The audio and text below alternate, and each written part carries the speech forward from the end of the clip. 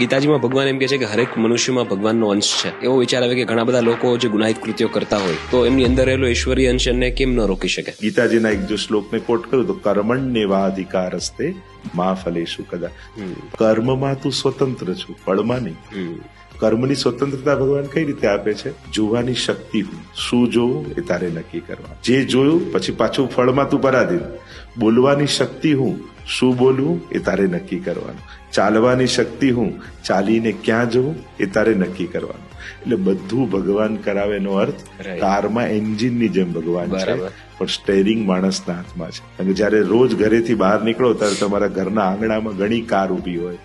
અધિકાર, અનાધિકાર, ધિક્કાર, અહંકાર, તિરસ્કાર, કઈ કાર લઈને તમે નીકળો એ તમારે નક્કી કરવાનું છે, કે એ સામે તમને પછી કેવો ટ્રાફિક મળશે. એટલે એ શક્તિ પરમાત્મા છે, કરવાનો અધિકાર જીવને આપેલ છે.